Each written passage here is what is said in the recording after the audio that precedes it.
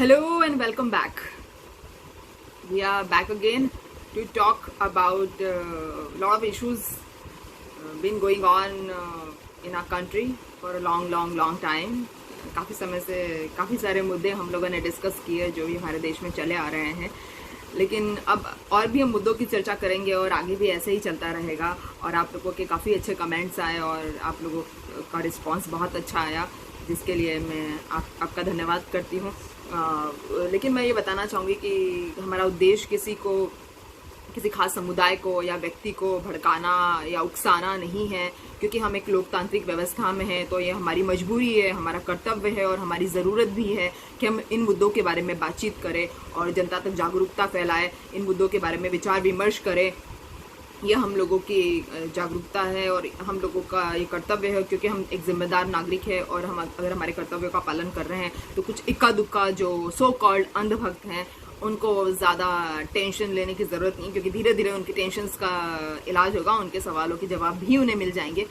और ऐसा देखा गया है कि बीजेपी प्रवक्ता भी है, जब उनके पास में कोई आंसर नहीं होता या उन पे कोई सवाल जवाब पूछे जाते हैं तो वो भी भद्दे कमेंट कर देते हैं, किसी की पर्सनालिटी या किसी समाज पे बहुत भद्दे कमेंट करते हैं, जो हमारे लोकतंत्र के लिए बहुत ही शर्मनाक बात है। इसका मतलब है कि हम अपने लोकतंत्र की इज्जत नहीं करते, हम अपने लोकतंत्र का सम्मान नहीं करते। इसलिए हमने किसी संप्रदाय विशेष पे, किसी व्यक्ति विशेष पे इस तरह के कमेंट बाजी करना है। जैसे कि मैंने आपको बताया था, बीजेपी के एक खास प्रवक्ता संबित पात्रा जी, डॉक्टर संबित पात्रा कभी डॉक्टर बन जाते हैं, कभी इंजीनियर बन जाते हैं, कभी प्रवक्ता बन जाते हैं, नेता बन जाते हैं। तो उन्होंने जो है राहुल गांधी जी पे 2-3 जो वीडियोस उन्होंने, वो आलू वाला वीडियोस जो है, आलू डालूंगा सोना निकालूंगा, और एक और वीडियो जो उन्होंने बनाया था ग्रीन जोन रेड जोन वाला, उसके बारे में मैंने आपको बताया है। ऐसे ही बीजेपी के जो भी नेता होते हैं वो जब फंस जाते हैं तो वो अजीब तरह की टिप्पणियाँ देते हैं और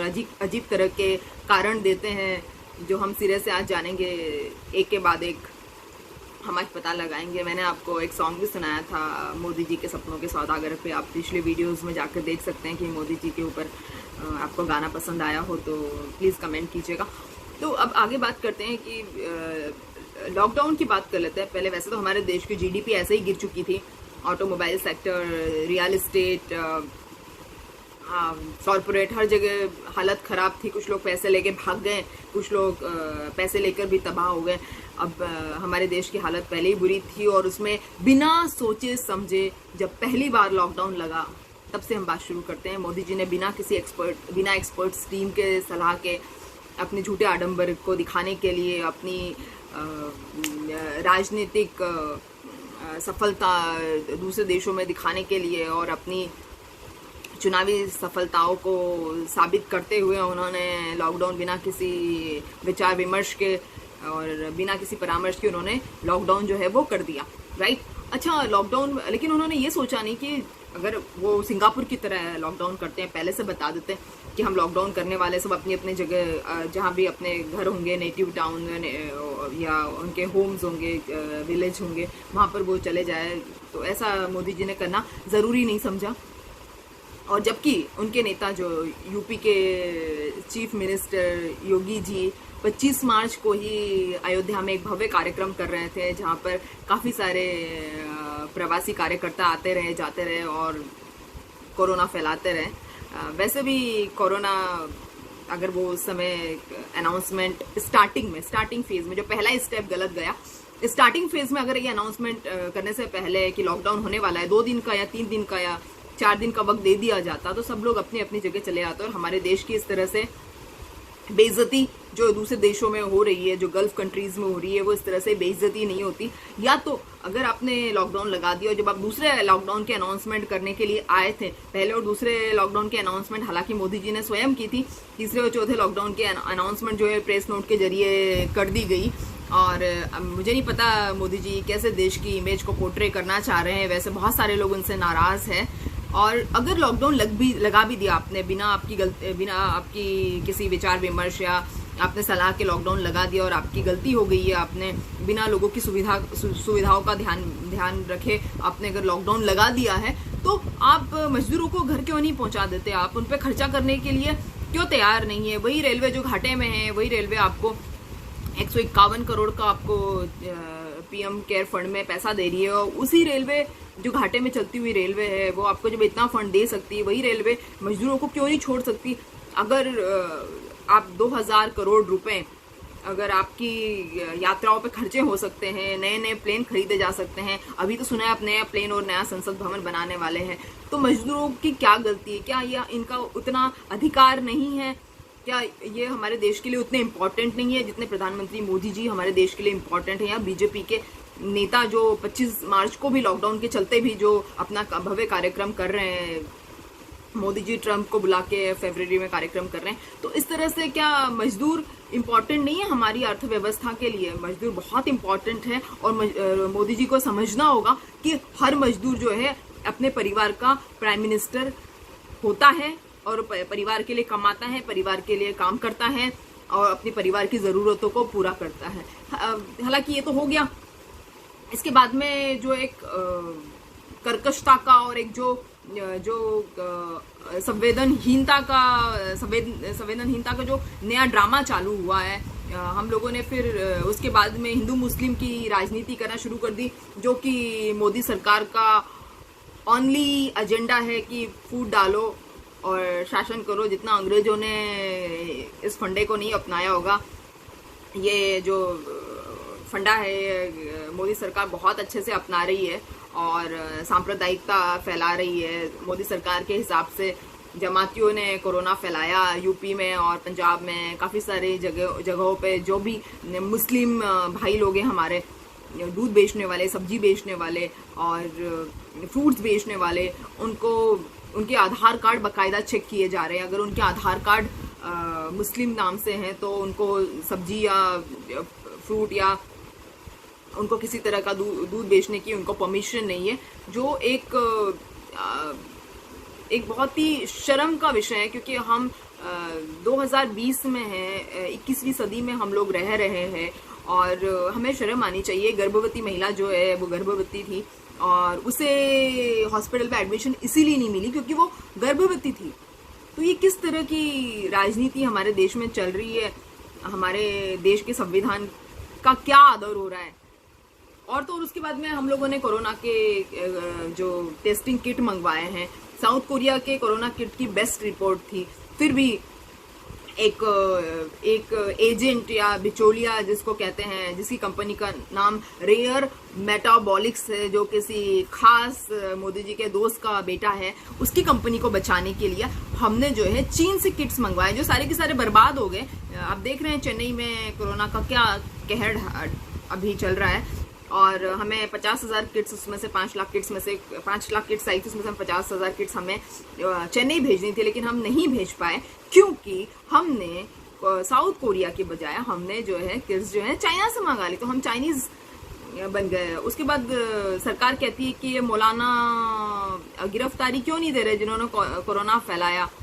कोरोना हिंदू या मुस्लिम नहीं फैला सकते, और आपने फिर ऐसा क्यों नहीं किया कि जितने प्रवासी लोग कोरोना के समय आए थे इंडिया में, उनको, उन भारतीयों का आपने टेस्ट क्यों नहीं करवाया? अभी ये लोग फिर से नई अफवाह फैला रहे हैं कि जो सेल्फ रिलायंस और 20 लाख करोड़ और मीडिया जो बिकी हुई है, मीडिया जो इस तरह की खबरें फैला रही है कि मोदी सरकार बहुत काम कर रही है, 20 लाख करोड़ 20 लाख करोड़ 20 लाख करोड़ 20 लाख करोड़ का तो ऐसा ढिंडोरा पीटा जा रहा है कि पब्लिक का पूरा ब्रेन वॉश कर दिया जा रहा है, बुरी तरह से ब्रेन वॉश किया जा रहा है। और जो अंधभक्त और गोदी मीडिया में आपको बता दूं, जिनका किसी की गोद में बैठे बिना काम धंधा नहीं चल सकता, उनको गोदी मीडिया के, उस मीडिया को गोदी मीडिया कहते हैं। उन्होंने बताया कि मोदी सरकार बहुत काम कर रही है, बहुत कर्जा दे रही है, वैसे ही हम महामारी की मार से परेशान है, अब कर्जे की मार कौन सहन करेगा। लॉकडाउन 4 के पहले इन्होंने जब इनको बताना चाहिए था कि लॉकडाउन 4 लगने वाला है, इन्होंने 20 लाख करोड़ की तरफ पब्लिक का ध्यान आकर्षित कर दिया, और जब लॉकडाउन 4 लग गया तो अब MSME या जितने भी छोटे मोटे उद्योग वाले लोग हैं वो कैसे कर्जा लेंगे जब उनके पास में मजदूर ही नहीं है, काम करने वाला ही कोई नहीं है। वो कर्जा लेके क्या अपने घर की अलमारियों में रखेंगे? मोदी जी ने पहले लॉकडाउन के समय कहा था कि महाभारत का युद्ध जो है 18 दिन चला था, हम कोरोना का युद्ध जो है 21 दिन में लड़ लेंगे। उसके बाद अब लॉकडाउन पे लॉकडाउन लगाते जा रहे हैं बिना किसी जनता की कोई भी सुविधा सोचे बगैर आप ऐसा कर रहे हैं। और बिना किसी सुविधा को प्रदान किए आप मजदूरों के साथ में ऐसा कर रहे हैं। ऐसा लगता है मजदूरों के लिए सारे नियम कानून जो है अब निष्क्रिय हो गए हैं।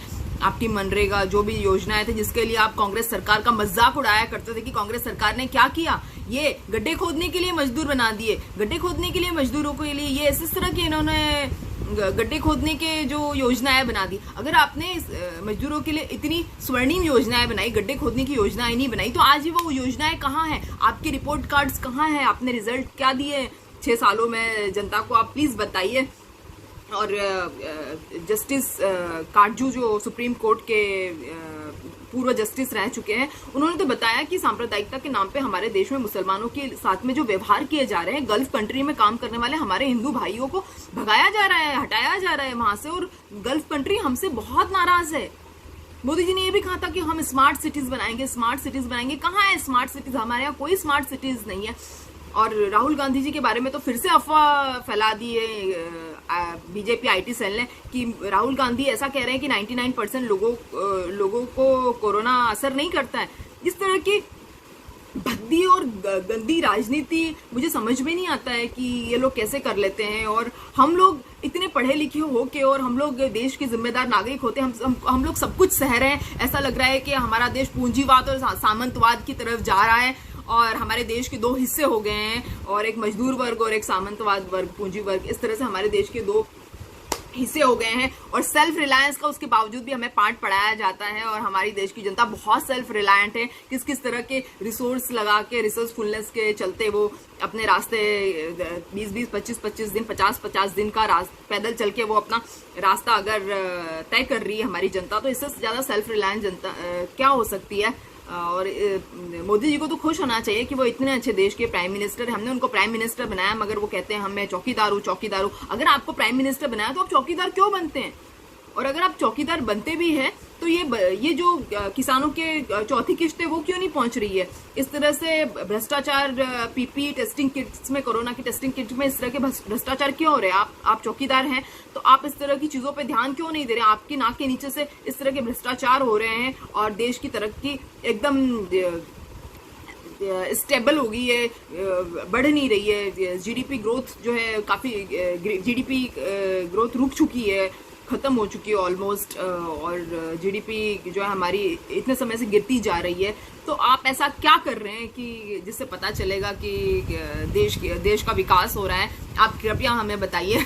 और तो और जब विपक्ष और एनजीओज और आम आदमी जब हेल्प करने पहुंचते हैं मजदूरों की, तो बहुत सारे बीजेपी के नेता कहते हैं कि ये तो टाइम पास कर रहे हैं, ये तो उनका टाइम वेस्ट कर रहे हैं, और ये तो इनका पब्लिसिटी स्टंट है, पब्लिसिटी स्टंट कर रही है विपक्ष जो है, सत्ता की सियासत कर रही है। इस तरह से जो है ये गोदी मीडिया वाले और बीजेपी के बहुत सारे नेता कह रहे हैं। तो क्या एक मानव का दूसरे मानव के लिए कोई वेदना नहीं है उसको इस तरह से, इस हालात में देख के, एक मजदूर को इस हालात में देख के क्या आम जनता को भी वेदनाएं अपनी खत्म कर देनी चाहिए, जिस तरह से सरकार ने अपनी सारी वेदनाएं खत्म कर दी है और ऑलमोस्ट मुखदर्शक बनी हुई है। और इस तरह की मुखदर्शिता जो है बहुत बुरी है। सरकार जो है इतनी ज़्यादा सेल्फ रिलायंस एक्सपेक्ट करेगी, किसी भी देश की सरकार ऐसा नहीं कर सकती।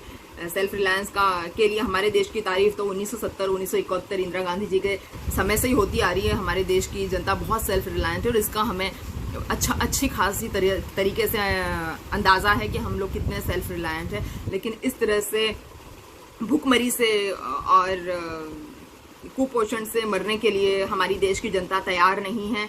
और इस बात की जानकारी प्रधानमंत्री मोदी जी को अंधभक्तों ने, सो कॉल्ड अंधभक्त और काफ़ी उनके वैश्विक वासुदेव कुटुंबकम का जो उन्होंने नारा दिया है, कई तरह के इस तरह के वैश्विक भक्त उनके अवेलेबल होंगे जो इस तरह की बात करेगी। कांग्रेस सरकार की तरफ से जो अलीगढ़ में मैंने देखा है, यूपी में कहीं पे एक कुंवर गौरव चौहान और कपिल शर्मा जी की तरफ से पिछले 30 दिनों से 35 दिनों से लगातार मजदूरों के लिए खाना बनाया जा रहा है, उनको खिलाया जा रहा है। वहीं प्रियंका गांधी जी बता रही है कि उनकी बसेस यूपी की बॉर्डर्स पर खड़ी है, उनको अंदर नहीं आने दिया जा रहा है, क्योंकि उनसे पूछा जा रहा है कि आप सूची बताइए, आप बसों की सूची देख के और आप इन मजदूरों की सूची देख के आप क्या करेंगे। उनको पता है कि उनका परिवार, उनके बीवी बच्चे वहीं यूपी में गांव में है, तो इसीलिए तो वो आए हुए हैं। वो क्या घूमने के लिए यूपी आए हुए हैं? लेकिन फिर वही कि आप कहेंगे सूची दिखाइए। अब मजदूर अगर कह रहे हैं कि वो आपके यूपी के निवासी है, तो वो यूपी के निवासी है। तो सांप्रदायिकता के नाम पे और इस तरह से मेरे ख्याल से धर्म के नाम पे और मुसलमानों के नाम पे इस तरह की राजनीति जो हमारे देश में चलती आ रही है, वो बहुत ही शर्म का विषय है। और मोदी जी ने जब भी मुसीबत आई है बताया है कि आप पकोड़े तल लो, पकोड़ों का अनएम्प्लॉयमेंट के बारे में पूछा जाता है तो कहते हैं पकोड़े तल लो। अब तो क्वारंटाइन है, अब तो कोरोना महामारी फैल गई, अब पकोड़े तल के हम एक दूसरे को भी नहीं खिला सकते। शायद मोदी जी को पकोड़े इतने पसंद है कि कहते हैं पकोड़ों की दुकान लगा दो। तो सब लोग अगर पकोड़े की दुकान लगाएंगे तो कितने दिनों के बाद में एक आदमी का नंबर आएगा दोबारा से मोदी जी को पकोड़े खिलाने के लिए। बहुत ही चिंताजनक विषय है और जिसके बारे में हम सब लोगों को सोचना चाहिए कि अब ये लॉकडाउन इसी तरह से कंटिन्यू रहेगा और मोदी जी इसी तरह से हमारे देश की दयनीय स्थिति इंटरनेशनल लेवल पे पोर्ट्रे करते रहेंगे तो हमारे देश का क्या होगा।